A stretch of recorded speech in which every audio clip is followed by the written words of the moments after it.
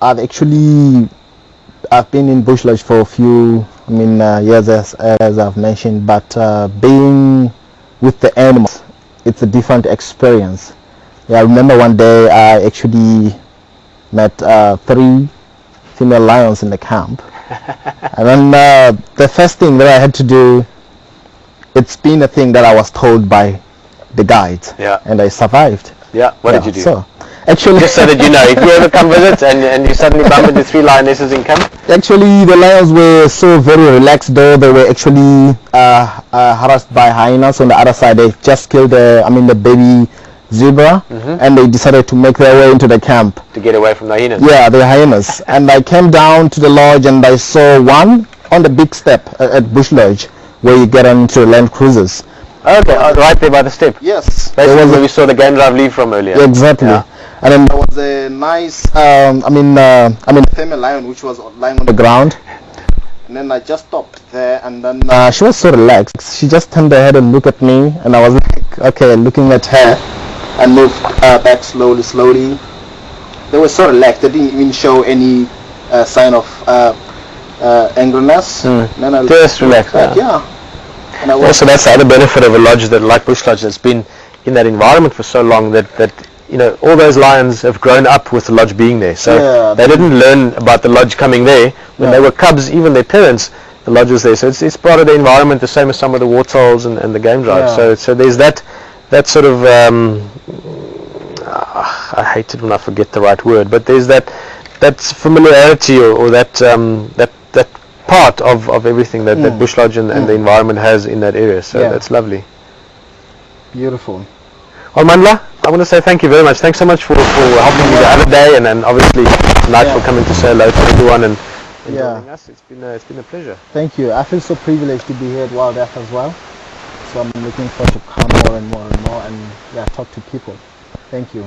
I don't know, I can guarantee you'll come other times again. I look forward to it. There's still lots of things we'd all like to learn about Bush Lodge and the different parts of it, and obviously you being one of the hosts there, being one of the people that help people enjoy it even more, create those special moments, we'll make use of your expertise often to tell us and give us some more insights into it. So as always, thank you.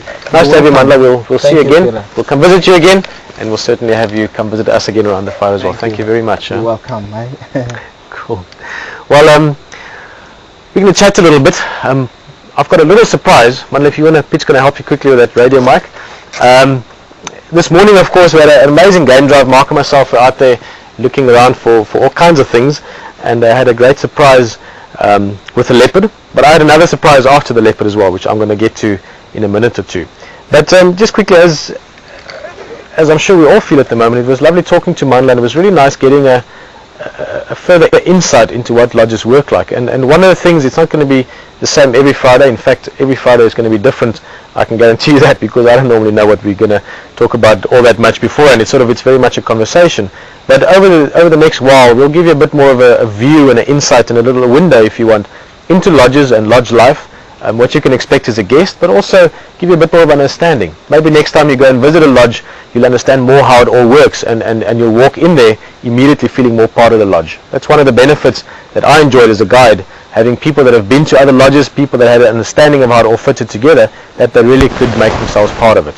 So we'll tell and share more of that over the next while. But as I said, we had a beautiful surprise, the leopard on a termite mound, and as we were leaving the leopard, as I thought there could be nothing more that could surprise me, we bumped into this man, Edward. Nice to see you. Mr. Edward Hortz. A pleasure to have you on the fire. I have to introduce him as a very close friend of mine as well. Yeah. We've known each other for a long time, and you can have a seat. I'm not going to pull your seat away as you sit. I'm just making sure it's sturdy. Fire. Yeah, we don't want that again. Not again. Ed, yeah, nice to have you here. Great to be back again. Just back a little for a year and a half. Back for a year and a half in the country. No, I haven't been back here for a year and a half. A year and a half since we were back in the bush. So since the last time. Yeah. So we had a fantastic drive this morning. Amazing. I'm going to give you a quick, just shift that a little bit in case people can't hear you, because I don't want people not to. Probably going to swallow it. Easy, Ed. So it's been a year and a half since you were last. Okay, thank you, Pete. Yeah, it's this little one. Let's hope it's better. No hissing aloud. Always. Just with me jumping around now. How does that sound, Pete? All good, thank you. Yeah, I mean, I remember seeing you a while back. As you said, Roy was here, so it's about a year and a half back. Exactly a year and a half, actually. January 2008. And there you were. There I was. There we was, 2 against 200. Exactly. And Edward arrived at the leopard sighting. I couldn't believe. I mean, I literally looked. You know, when you look and you go, and you're like, yo, and then I realised who it was. It was a great surprise. But I mean, as I said, to come back to the bush and have a drive like this morning was amazing. I mean, we saw Big Five, plus we had leopard. And the cheetah, yeah, and cheetah as well. It was fantastic. 6 of the Big 7. So it's worth getting up in the morning, because you know that I'm nocturnal, and I don't like the mornings. Yeah, I know, you do have a bit of a nocturnal streak or dapple in you. Yeah. So, suddenly I'm stumped for words, and that's one thing me and you have never had a problem. I was going to say, I just want to give a little bit of background actually to Edward. Like I said, it's just a little surprise. We're going to have 1 or 2 stories now. Edward has spent a number of years. I'll have him help us remember how much, if you can, years in the bush. But I've spent time with Edward in England, Cape Town, Bush Lodge, Voitela, London. We've certainly seen in London. We'd seen each other, and I think that's all I can think of at the moment. But it's a bunch of places we've seen each other over the years. 2000, I came here in 2000 to to Djuma, and I've sort of worked on and off for a number of years until about 2005. But I've been lucky to come back on visits ever since then, to stay for the odd week or weekend. Yeah, so you've worked here what 4 times? Yeah. That you've worked here, and then probably another twice as many as that you've come to visit and popped in. Spent most of my time. First of all, it was Voitela, and then I went to Bush Lodge. I spent the majority of my time at Bush Lodge, working as assistant manager. Yeah. And Ed, I mean, one of your, and you must help me here, you're much more eloquent than I am, but one of your panache is a word that comes to mind, even though it doesn't fit into the sentence for me, but one of your great abilities, one of the things that Edward really is amazing at, and then I can see Edward's just getting a little bit nervous what the next part of my sentence is going to be, is just people skills, Edward. I mean, it's one of the things I've always admired about you, is your ability to talk so easily and make people feel comfortable so easily, no matter what walk of life they're from, no matter what country or age. People has always been a thing you've enjoyed and found interesting. Yeah, no, I mean, I've always been keen to meet people from all walks of life, all around the world, and this, especially this industry, in the bush, you do meet people from all over the world.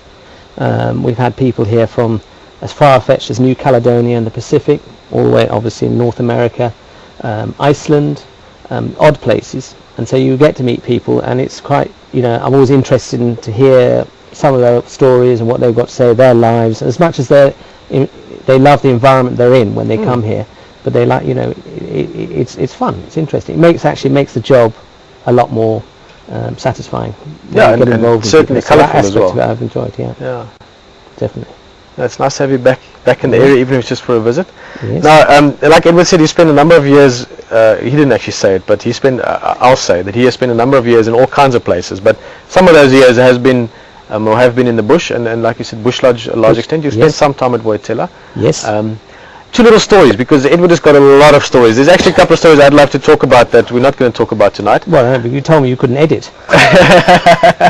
Just some crazy stories, back from before Edward turned 30, which he did a while back. That was a bit of a while back, actually. Ed, one of the stories, I mean, we jumped through a few possible ones earlier, but Mandla was saying just now the lionesses that he bumped into in camp. Yes. I believe you had an interesting experience with some of your guests, actually. That was a while ago, but it was at Bush Lodge one evening. It sticks in my mind because there were two ladies from Minnesota who were in one of the rooms together, quite close to the main path that runs through Bush Lodge, down to the lodge. Sort of that pathway, just to bring it back, where the guests are walking up earlier to get. So you walk right between half the rooms and half the rooms. Exactly, and it was evening. It was sort of at the end of the evening game drive, so it was sort of dark. They came back early off their drive, sort of slightly early, slightly before the other one. There were 2 vehicles out.